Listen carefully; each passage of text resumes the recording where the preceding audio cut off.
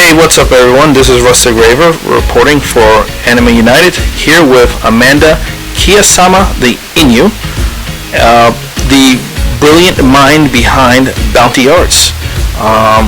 Like I promised all of you, we're going to do an interview with her because you see her artwork is amazing and beautiful. And here she is. Say anything to the audience? Hey guys, what's going on? Awesome. Okay. So, tell me a bit about yourself. I'm 23 and currently going through a trade school right now for cosmetology, actually.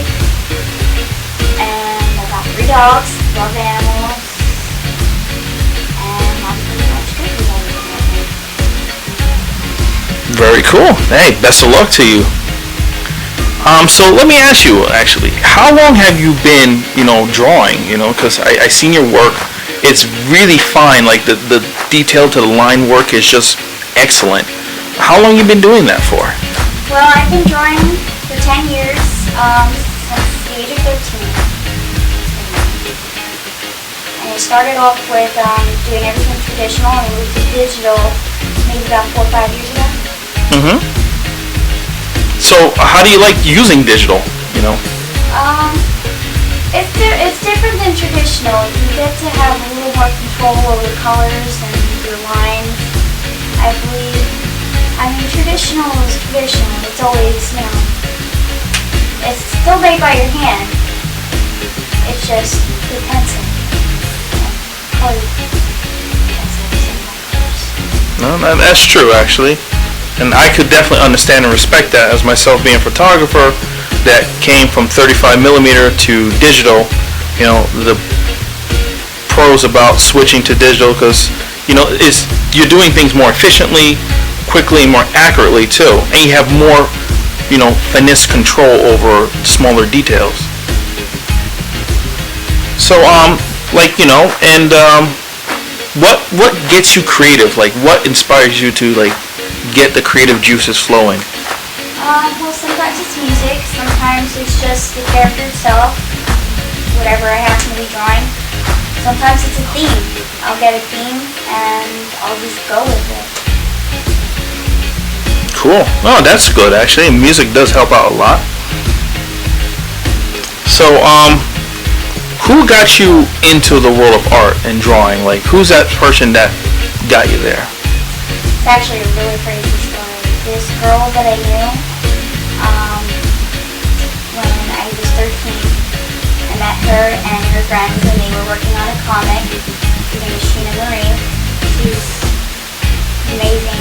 I always looked up to her. She got me into drawing and watching anime in the first place, and it just kind of went from there. Very cool. That's nice. It's nice when you can meet someone that, you never think about going down that path and all of a sudden, oh, hey, I could do this too. And I like it. It was definitely a good release for a lot of what was going on when I was younger because I was going through a lot of troubles. And drawing was just a way to get out and just have a story and create another life and just be able to, feel and release your feelings. That's good, yeah. It is a nice healthy outlet, to, like you said, just let your emotions out on paper, and you're telling a story that way too. If you look a lot of artists out there, even from the past, their paintings told stories sometimes about their own personal lives or what they saw around them. So that's a good way, it's a good way to get your feelings out there. All right, so I know you're not only you're a avid gamer, from what I could see your collection, very impressive. But I'm hearing you're into anime too. So what animes do you like? Well, there's so many that I got into. I started with Inuyasha mostly. I did watch some Sailor Moon because I was a girl and it was on television all the time. So it was definitely Inuyasha and Sailor Moon. Yu Yu Hakusho was big with me when I was younger. Now more aligned with Black Butler, Hellgirl, Very awesome anime. Wide range of different stuff. Fooly Cooly was absolutely crazy, though it was only 6 episodes. And it's just there's so many, but it's hard to name them. Yeah. Well, no, I totally hear you. Like, I grew up with anime. Like, the first anime I can remember seeing as a kid and not knowing it was an anime at that time was Speed Racer, at least reruns of it. And then the first real series I ever saw was Sailor Moon. I woke up. Everyone saw Sailor Moon first. Right? I woke up every day and, like, before I had to catch my bus to school to watch an episode of Sailor Moon. Like, it was a must. And, That and Yu-Gi-Oh! Was really oh god, Yu-Gi, yeah. The original Yu-Gi-Oh! The newer series is, yeah. the older stuff. Or Digimon. You remember Digimon? Digimon was very big. Pokemon itself Yes. very big. Still is. Still coming out with games. Ash is still not the master. So many more Pokemon you can keep going. Yeah, that is so true. So, like, is there any particular, like, because even anime has a very, like, a wider range of different drawing styles.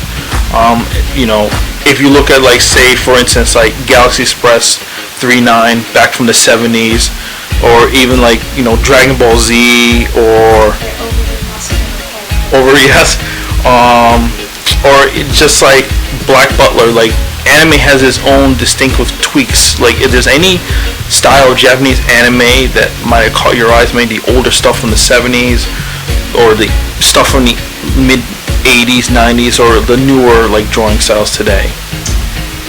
Like I said, I'm into a wide range of stuff. I don't think, mostly if I watch an anime, I watch it for its storyline. Mhm. The artwork is great, but the storyline is really what keeps you interested in the characters themselves.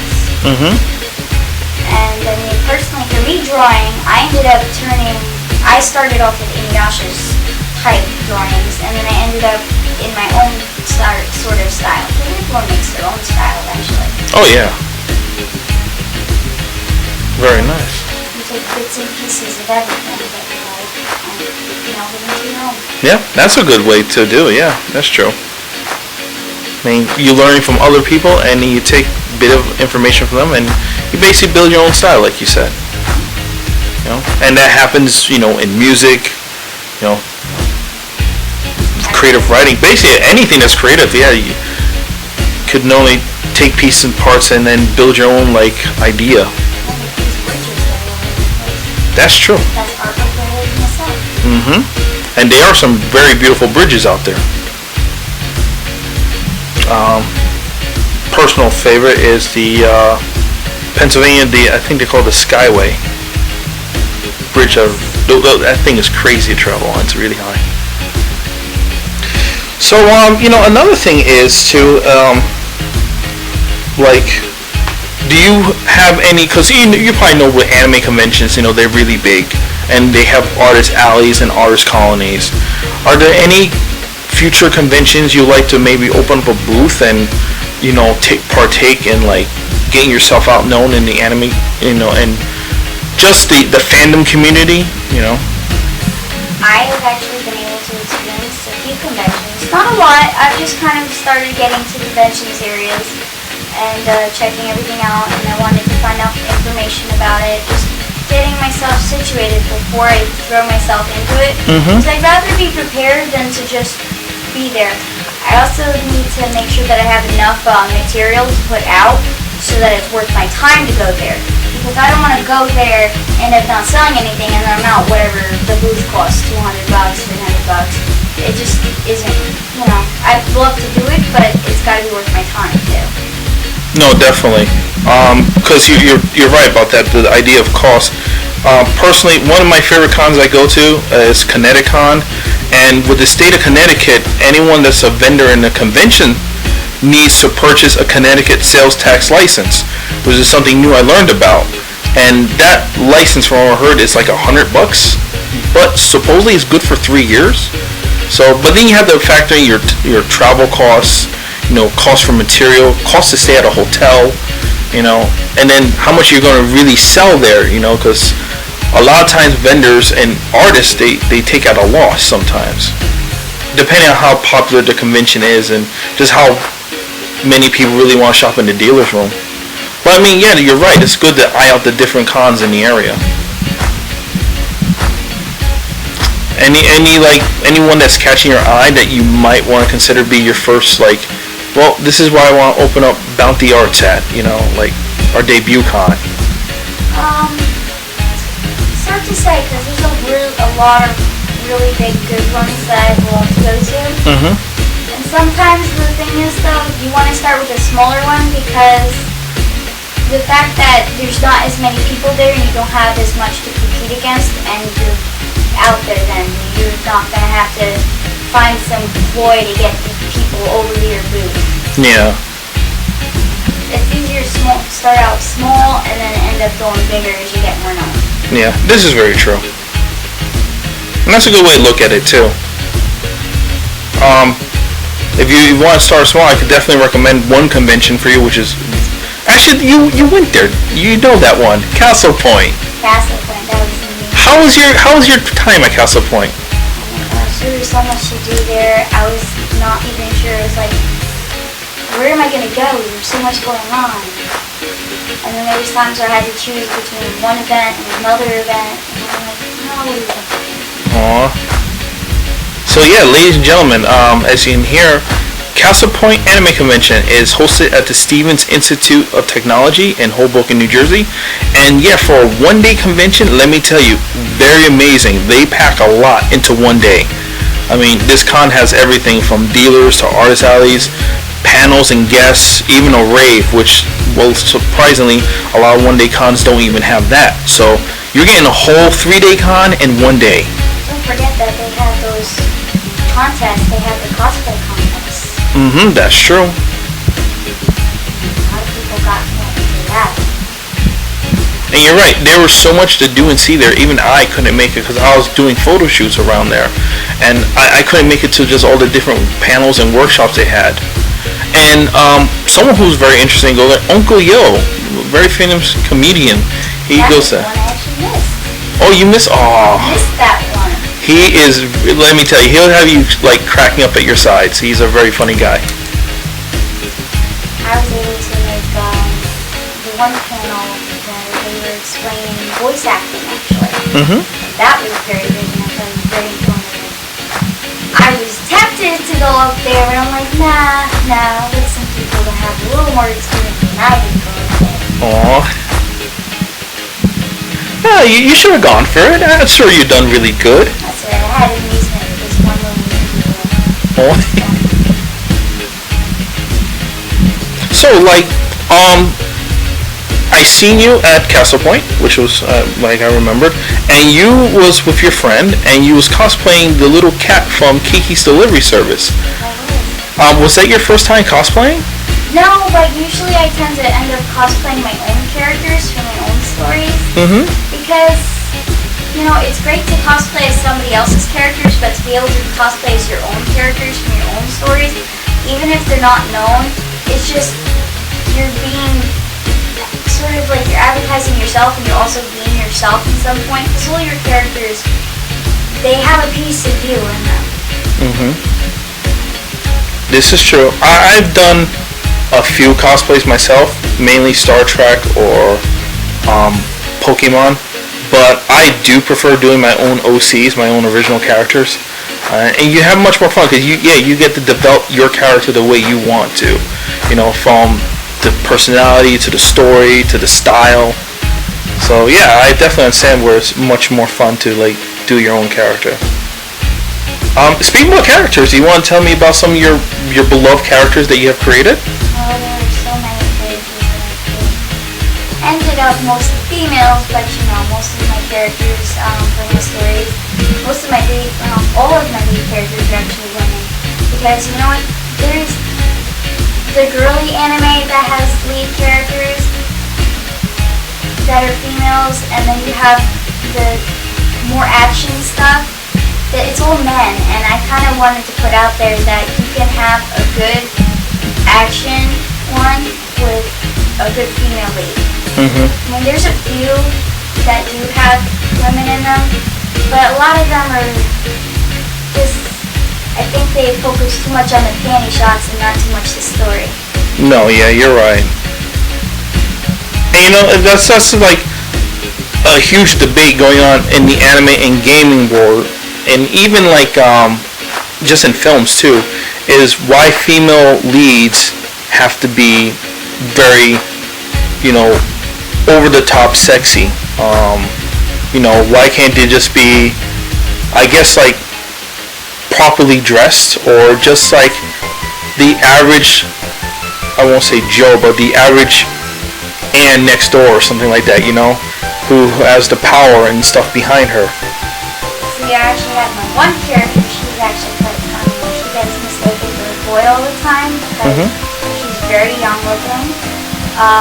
She happens to be flat-chested, and she doesn't go around wearing super feminine clothes where all her goodies are popping out everywhere. And it's just like, you get to realize that it's not all about her breasts hanging out, it's about her story. Yeah. Though I will have to say, one of my favorite characters that she was my first character I ever created, that she is going to be in my first comic that I will be making sometime within a year or so. Will be out. Oh, very nice. She does dress sexy, but she's not wearing no short skirts. Mm-hmm. Just midriff. Just wearing the pants with long boots. Yeah. So on the topic about female characters and the way they're portrayed in anime, video games, and film, like, have there been any like female video game characters that you like, you know, oh, this is like a really great like inspiration to young girls everywhere? And have there been any that like maybe like, you know, she's a great personality, great story, but like could they like done something more with her outfit? You know, it doesn't have to be. And I guess also as a guy, you know, they're aiming for the male audience, and this is another question on its own. Do you think that developers of, you know, anything, you know, be it video games or film, you know, should they also cater to aiming to the female audience by providing a female character that's not underdressed? For character-wise, I can't really think of any off the top of my head, per se. I mean, when I was growing up, Hardcapper Super, she was a very good character to have for, you know, to look at and be like, okay, this is a good, strong character, and she can handle a lot of stuff on her own. She had help, but she can handle a lot of stuff on her own. She was fighting magical cards that turned into beasts and stuff, and she had to save a whole bunch of people like that. Yep. But she was a good character, and she dressed cute. She wasn't like almost half naked floating around. Yeah. I do think that a lot of people need to realize that the anime community itself is not predominantly males anymore. Now it's very big with the women right now, and yeah, it'd be nice to see that a woman that is great looking, it doesn't have to go around in a bra and her underwear to fight monsters to get attention. I think that it'd be more interesting if you focus on the character and the personality and the story than focusing on her breast flopping around in the breeze. Yeah. And actually brings up a point, because there was one anime that I did see where the lead character disguised herself as a boy. The anime is called Kino's Journey. Very great anime. And you know, she was very strong and very powerful, but you know, she hid the fact that she was a girl by dressing as a guy. And on her whole journeys, everyone thought she was a guy.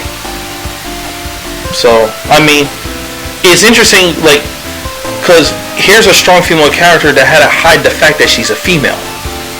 And since I think that kind of robbed the potential of her character growth. because everyone's thinking that she's a guy. You know, and she couldn't just be that strong female lead.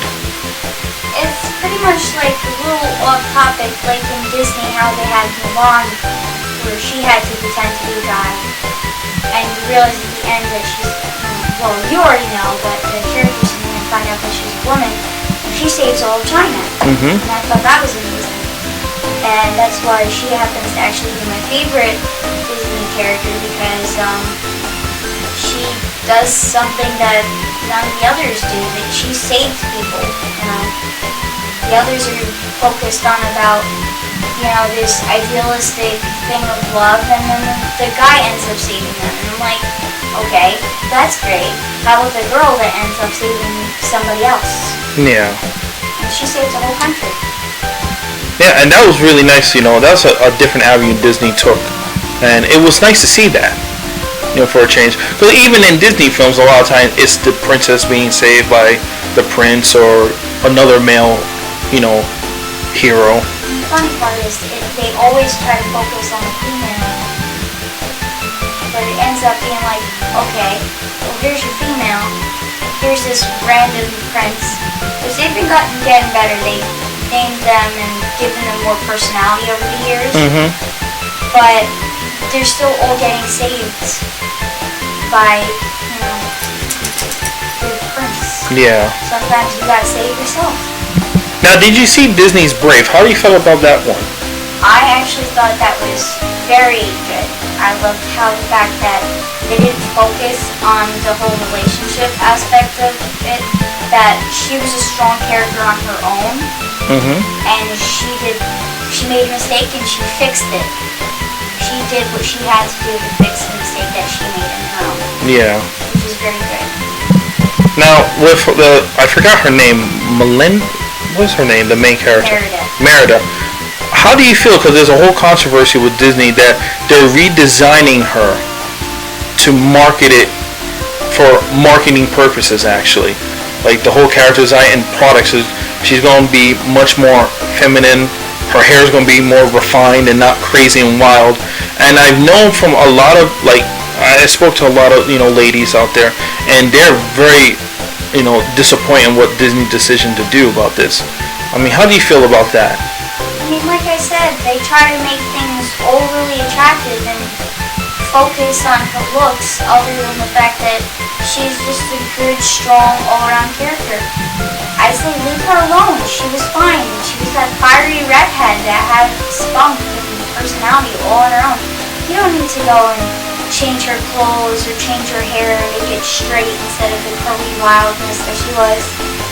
And I felt that it made the character, the fact that, you know, she wasn't a character that was going to sit down. She wanted to go and do stuff for herself. Mm-hmm.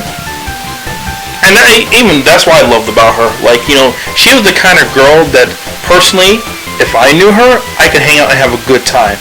Because, you know, she was unpredictable. You know, she took command, and, you know, like, it was a whole new light on the Disney, like, character. And now they're just making her back into the typical princess kind of role, you know, with their merchandising. It's like, it's a bit of a letdown, personally. You would think that, you know, they realize that a lot of their audiences are women, especially the Disney princesses. You have to realize, try to stray away from the fact that you're over-sexualizing the characters. Mm-hmm. You want to make sure that, you know, the character is strong. Don't fix what isn't broken.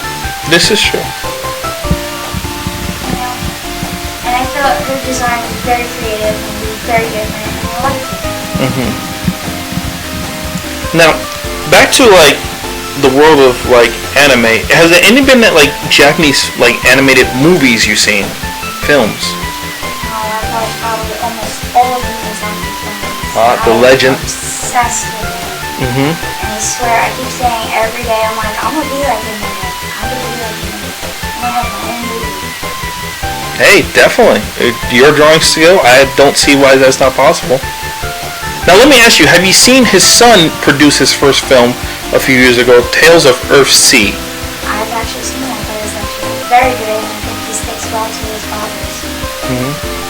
Now, I know personally that movie apparently was not well accepted in Japan. I loved it though. I saw it. To me, a lot of people say it wasn't emotionally moving like his father's films. To me, I thought it really was. I thought he told the story very well, and I enjoyed it.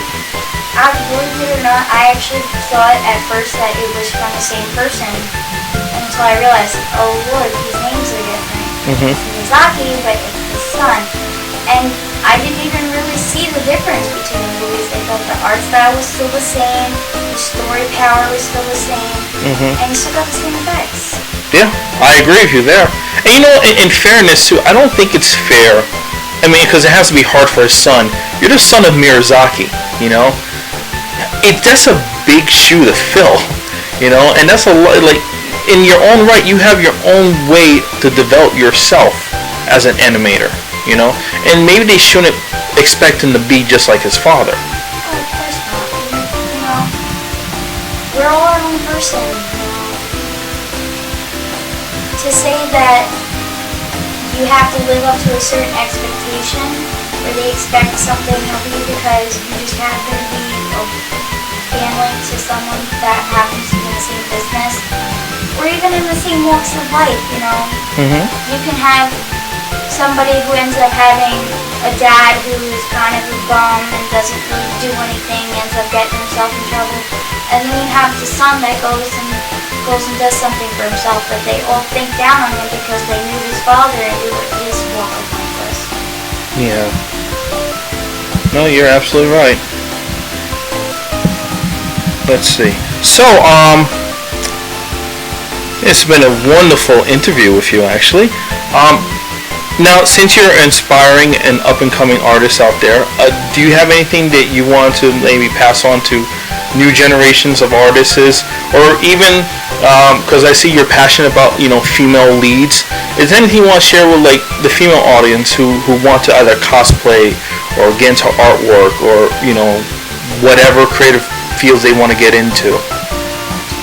Work hard, keep practicing, find inspiration wherever you go, because you really can. You can walk down, go into the city, see different people, just go everywhere, just experience everything, just see it for its value. Don't just pass it by because it's just some flower on the street. You can find some really good inspiration from the simplest things. Yeah, that's some great words to live by. Alright, well, thank you very much, Amanda of Bounty Arts. It's always a pleasure. And so, this is Rustic Raver. And Amanda with Kiyosama the Inu. Signing off for Anime United. And remember what Misa on Wheels say. Put the play back into cosplay.